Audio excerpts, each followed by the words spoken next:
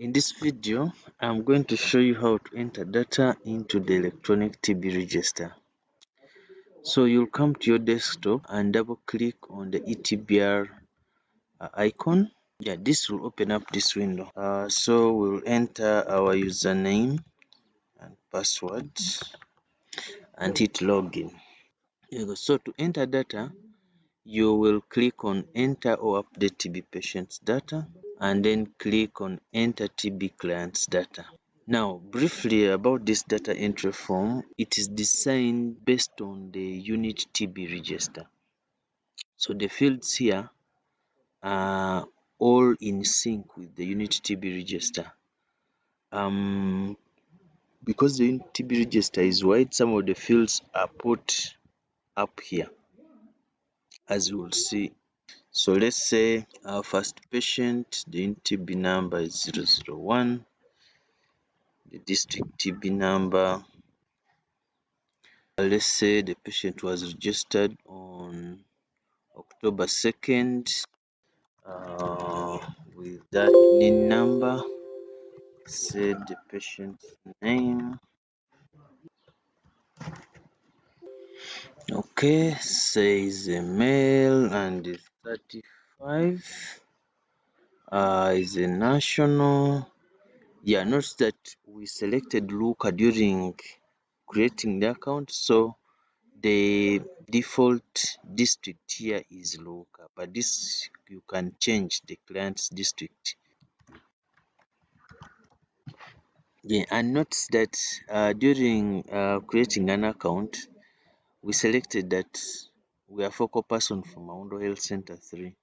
That's why this is populated automatically, but again you can change by clicking the red button and then change to another health facility in Luca if that data is for another health facility.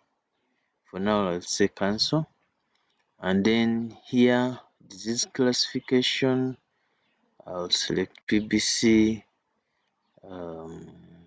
this regimen, and let's say treatment was started immediately and it was a new case.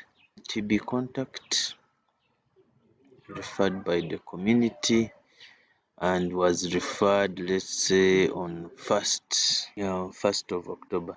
Note that if it's a transfer in, then you have to indicate here transfer in from which facility.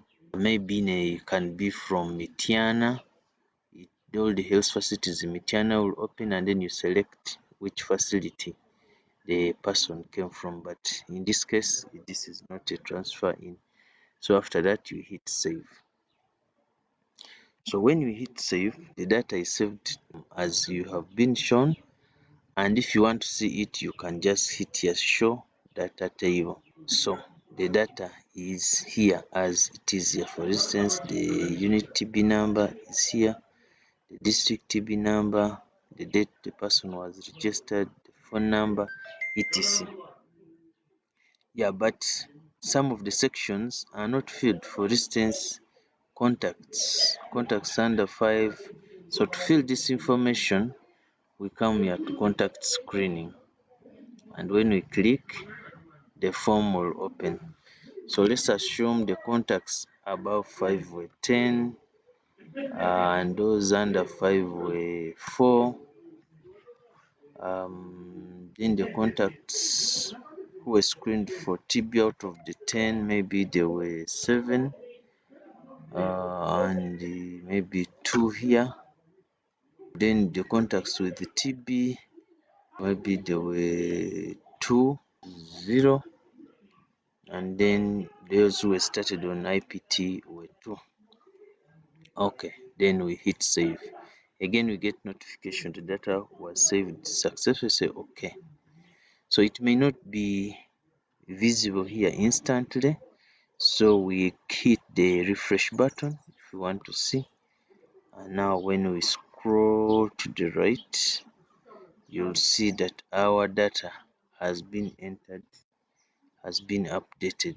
Like now you see 10 contacts 5 and above, and then 4, and then the 7 is here, and then the 2 is here.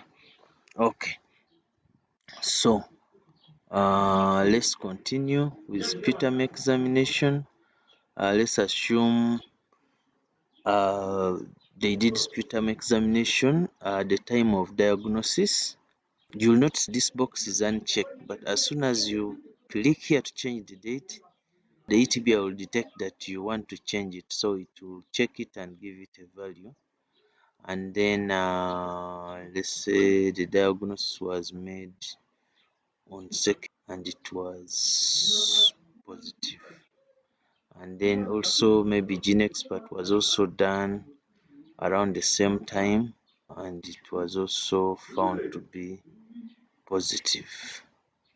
Yeah, these ones, the tests were not done immediately, so we'll first leave this blank. Because there's nothing checked there, the date will not be saved. So we hit save, and here get notification that that was saved successfully. So hit OK. So again, you can just continue data entry, but if you really want to see, then you can say refresh. So then we go to nutrition assessment. Let's say my weight here was 65, my height 120, maybe the mark was 25. The marker score is green, normal, weight, normal, normal. So I hit save. Again, the data is saved successfully. This time we will not have to refresh. We know the data is being saved. And then HIV result, let's say it's negative and the test was done at the time of diagnosis. So all these are again not necessary because the result was negative. So you hit save. And then DOTS model, let's say this patient is on facility based and it was started as soon as the diagnosis was made. The name of the treatment supporter, Sevakim Sinyondo. And the type of treatment supporter is a health worker. So hit save. Issue of anti-B drugs, these ones again you fill for the intensive phase and the continuous phase. So intensive phase still you say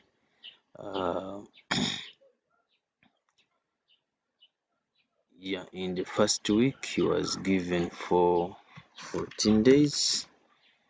Then the second 2 weeks he came back and again given for 14 days. 5 to 6 weeks